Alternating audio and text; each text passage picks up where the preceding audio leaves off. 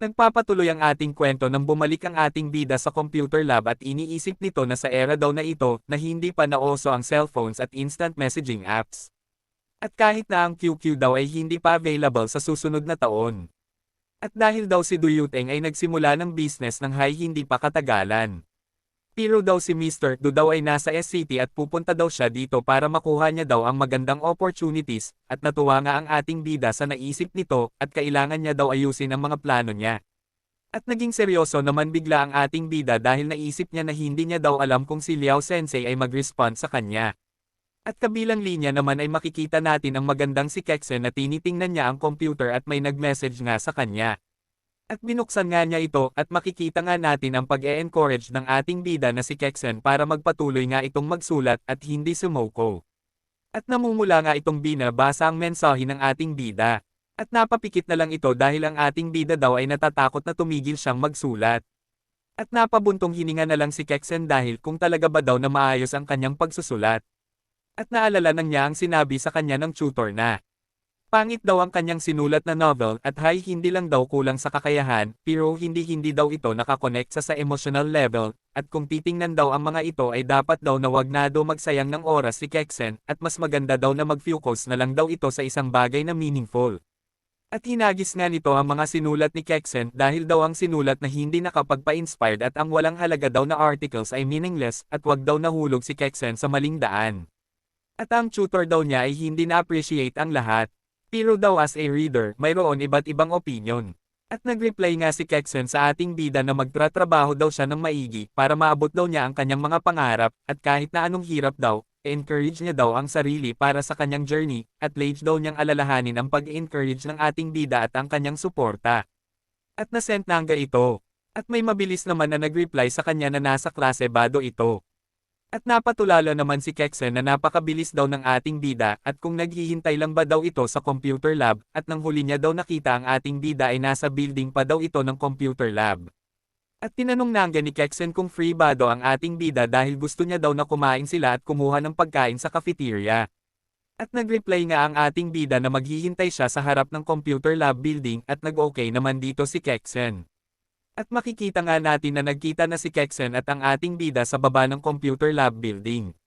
At pinakita naman ni Kexen ang kanyang ginawa na draft novel at gusto niya daw na hingiin ang feedback ng ating bida.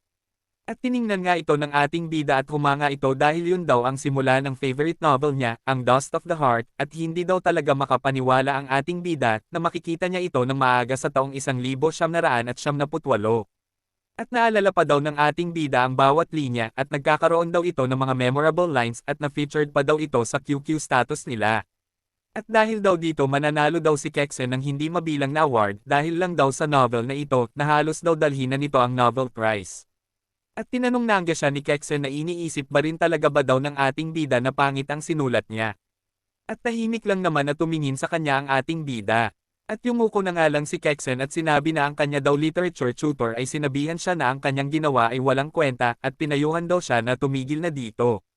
At gusto niya lang daw malaman kung ano daw ang opinion ng ating bida as a reader at kung talaga ba daw pangit ito.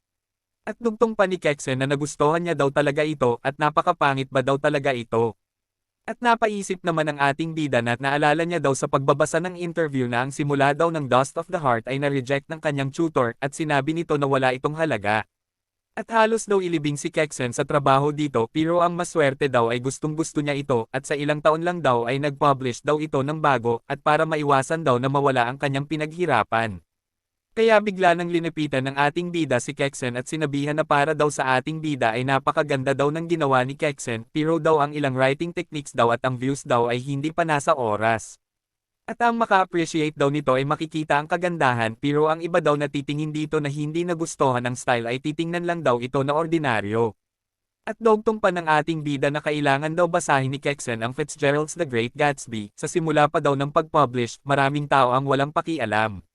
Pero pagkatapos daw ng World War I, ay naging sikat na daw ito at lagi ng pinag-usapan at instant success na daw agad ito at ang gem daw ay laging nagliliwanag.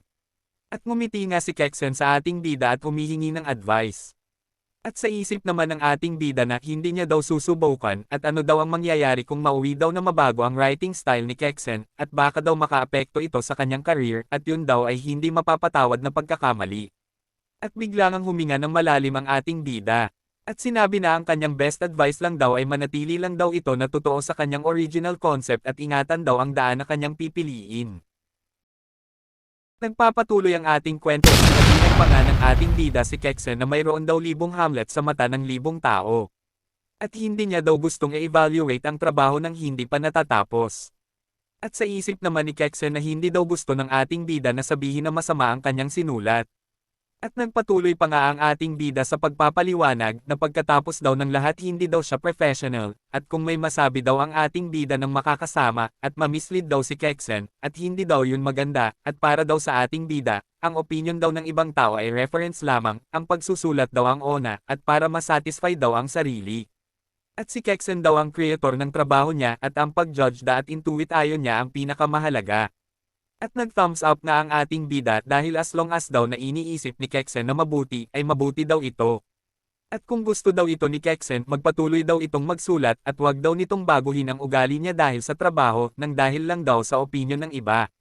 At naniniwala daw ang ating bida na ang author's love at confidence sa kanilang trabaho ay definitely ay maramdaman ng readers between sa mga linya at maybe daw hindi ito na-meet ang standards ng pinakamahusay sa mata ng literary critics.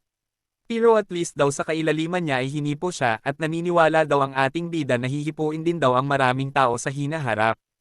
After all daw nag-represent daw ang ating bida as a reader. At tumatak na sa puso't isip ni Kexen ang payo ng ating bida na wag daw baguhin ang ugali sa iyong sariling trabaho dahil lang sa opinyon ng ibang tao. At masaya nga niyang iniisip na ang kanyang confusion daw sa maraming araw ay sa wakas daw naliwanagan na dahil lang daw sa salita ng ating bida, at naiintindihan daw talaga siya ng ating bida, at wala daw nakaintindi sa kanya tulad nito. At ang ating bida lang daw na si Lee Shulay ang kaona-onahang nag-encourage sa kanya ng ganito. At napakaganda daw sa pakiramdam. At napayuko nga si Kexen nang maisip niya ang sinabi sa kanya ng kanyang nanay na ang kanya daw pangalawang auntie at third cousin niyang kapatid ay nag-tutor araw-araw para kumita ng pira ng college pa at ano daw ang pakinabang ng walang kwentang articles. At sabi naman ng kanyang tatay na as a girl daw tama na ang matuto na paano maglaba at magluto at bakit pa mag-aaral at ang kanyang kapatid daw ang mas mahalaga. At pati naman ang kanyang kapatid ay sinasabihan siya na ang kanya daw pananamit ay hindi fashionable, at ang ibang sister daw ay nagsusuot ng maikling skirts at itim na stockings at ginawa daw ni Kexen na katatawanan siya ng kanyang classmates. At komparada sa kanyang blood relatives mas parang pamilya pa daw ang ating bida. At nagsalita na nga ang ating bida na nakuha ba daw ni Kexen at dapat niya daw itong gamitin dahil mayroon pa daw second time at third time at hundreds at thousands time na darating sa hinaharap at dapat daw itong maging matatag. At tinuro naman ng ating bida si Kexen dahil magliliwanag daw ito sa gitna ng libo-libong tao. At napatulala naman dito si Kexen. At napapikit nga siya at namula at nagpasalamat sa ating bida sa kanyang mga salita. At napansin naman ni Kexen si Xiaoning na tahimik na nakatingin sa kanila. At nagsalita nga ang kaibigan nito na ang ating bida ba daw ang nasa harap nila at ang kasanya daw ay si at hindi na natapes dahil siya nga daw. At sa isip naman ni Xiaoning na iniisip niya daw na hindi siya kinakausap ng ating bida matagal na at ang mga bagay ba daw talaga na sinabi ng ating bida sa nakaraan ay seryoso ba daw. At nagsalita na naman nga ang kaibigan ni Xiaoning na ang dating daw ng ating bida ay hindi mahalaga at naglalakad daw ang ating bida na kasama ang ibang babae ng napakabilis. At hindi daw. Kagandahan si Kexen. At tingnan daw nila si Kexen mukha daw siyang taga-bukid na ang alam lang ay magbasa at wag daw sabihin na sa puso daw ng ating bida ay mas mabuti pa si Kexen kaysa kanya. At nagsalita naman si Xiaoning na wag daw magsalita ang kanyang kaibigan ng mga walang kwentang bagay at sino ba daw ang nagkakagusto sa kanyang kakayahan at wala daw siyang pakialam dito. At wag na daw siyang i-associate sa kanya. At kinidatan naman siya ng kaibigan nito at kung nagsisilos ba daw ito. At sinabihan naman siya na anong magsisilos daw ang hamak na katulad niya lang daw. Nag-iisip lang daw ng sobra ang kaibigan niya. At napansin nga ng ating bida ang nasa likod niya at ang dalawang babae daw na nasa likod niya ay napaka-annoying dahil bakit ba daw sila pumunta at distubuhin siya late pag pupunta daw ang ating bida sa cafeteria. At mag-usap ng malakas. At kahit na daw ang kanilang pambihirang date ng kanyang idol ay dinesturbo nila. At ang pag-usapan daw ang taong nasa likod nila ng malakas ay nakakainsulto daw sa kanilang pagkakaibigan sa gitna daw ng ating bida at ng kanyang idol.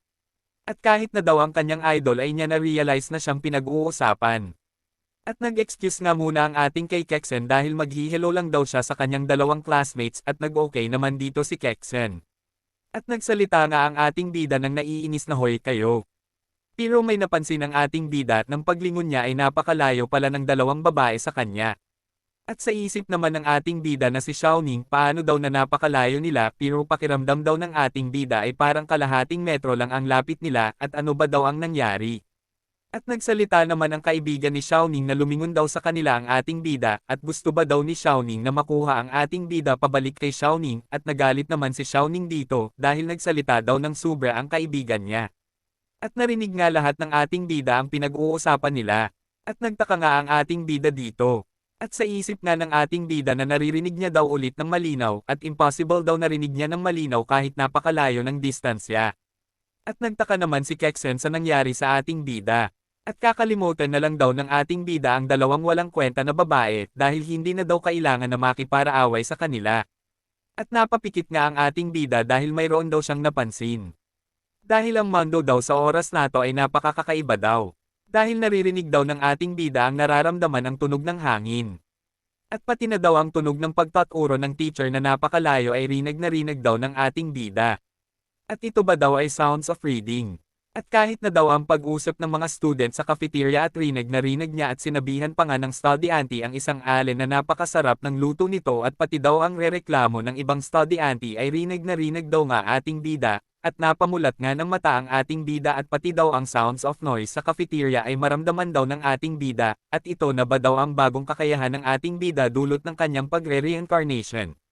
At bigla na lang naging masaya ang ating bida dahil yun ba daw ang legendary celestial air at tawagin na lang daw ito nun ngayon at iniisip daw ng ating bida na kailan daw kaya mag-a-activate ang mechanism works at ito daw ay passive skill at paano naman daw ang active skills. Pero hindi na daw bali dahil nakakatulong daw ito sa ating bida at napakalaking tulong daw. At tinawag na nga ni Kexen si Shulay kung anong nangyayari dito. At nagdahilan naman si Shulay na iniisip niya daw na mag-classmates daw sila at kung hindi daw sila magkita dito, magkikita din daw naman sila doon kaya no need na daw na batiin sila Lage dahil parang sobrang formal daw nun at hindi naman nakaimak si Kexen. At masaya pere na iniisip ng ating bida na katulad daw ito ng ability na Golden Finger, at yes daw dahil sa net daw ito ay Golden Finger. At sinabihan na ng ating bida si Kexen na 12 na daw at kung maghihintay pa daw sila ng matagal, ay wala nang natitirang pagkain sa cafeteria, kaya pumunta na daw sila ni Kexen. At nag-okay naman si Kexen dito. At ilang araw nga ang lumipad at may isang paa na pumasok at sabi pa nito na Yang Feilongs nandito na daw siya. At makikita nga natin ang taong nagsisilita sa harap ng maraming tao na lukang back daw na saksihan nila ang bilis ng internet development at ang pagsasama daw ng digital age. At sa makabagong mundo daw ang opportunities daw ay mag-e-exist na may challenges, pero naniniwala daw siya na as long as gustuhin nila na i-innovate at may lakas na yakapin ang change, makakuha daw sila ng maraming opportunities at makukuha daw nila ang kanilang pangarap. At naniniwala daw siya na ang commerce industry sa hinaharap ay papasok ang malaking revolution sa makabagong mundo at ang bagong technologies daw ay parang internet, AI, big data, ay magpapabago daw sa kanilang buhay at ang daan sa trabaho at mayroon daw mga disrupting traditional business models na nagbibigay ng unprecedented opportunities at capabilities sa business daw ng mga tao at kumpanya. At sa isip naman ng ating bida habang nagsisigawan ang mga tao na totoo daw ang Daddy Feilong niya daw ay nagsisilita nang makapagpag-alaw ng nga soul sa pamamagitan ng salita ay makukuha nito ang emotions ng mga tao. At ang kakayahan daw nito na i-hype ang mga bagay ay totoong top-notch. At dugtong pa nga ng Daddy Feilong ng ating bida na sa makabagong mundo daw ay sisirain nila ang mga boundaries ng space, time at language, at gagawa ng invisible link para sa global commerce, at para daw madali, ibig sabihin dadalhin daw nila ang electronic transaction sa global scale, para masiguri daw na ang lahat ay maka-benefits, simula daw sa convenient, efficient services para daw ma-meet the generalized system at preference-based standards. At nagsigawan naman ang mga tao sa kanilang narinig, at well said daw, at sambit pa ng iba na dalhin daw ang e-commerce at i-expand globally, at dogtong pa ng iba na ang Yang Feilong's vision daw sa makabagong mundo at commercial revolution ay talagang kahanga-hanga, at sa isip naman ng Daddy Feilongs ng ating bida ay success daw. Habang nakadupa ang kamay. At sa isip naman ng ating bida na sa oras na daw na ito. At nagsalita nga ang ating bida na sa tingin niya daw na ang pangarap ni Fei Longs ay maganda at maging totoo talaga sa hinaharap. Pero darating daw ang araw na masisira siya. At nagsalita naman ang isang babae na isang bata lang daw at hindi nakakaintindi sa lahat, pero naglakas loob daw na magtangkang magsalita ng malakas sa lugar nila, at sa tingin niya daw ay studyante pa ito. At ano daw ang pinagsasabi ng ating bida na pupunta lang daw para magsalita ng ano-ano, at sumigaw naman ang isang babae na umalis daw ang ating bida. At sa isip naman ni Fei Longs na sisirain ng ating bida ang event at ang pagsira daw ay makasira sa lahat ngayon. At sumigaw nga ang isang staff na nasaan ba ang mga guards daw, nasaan? At bakit daw napakadali makapasok ang lahat ng katulad nito? At nagsalita nga ang ating bida na alam niya daw ang iniisip nila at kahit na daw ang kailaliman ng kanilang tinatago sa puso nila at kung gusto daw nilang makalampas sa mga kahirapan, hanapin lang daw siya.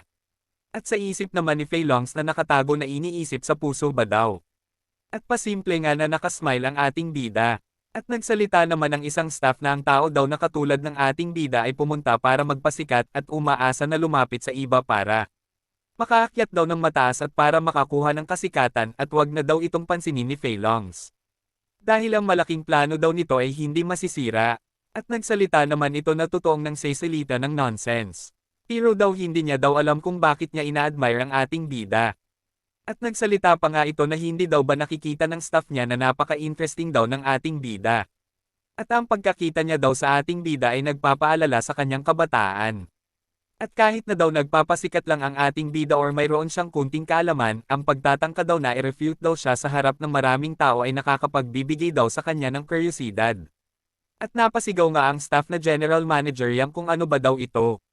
At dito na lang muna mga idol at abangan ang susunod na mangyayari sa ating kwento kaya mag-like at subscribe mga idol para ganahan tayong gumawa ng ating recap. Salamat!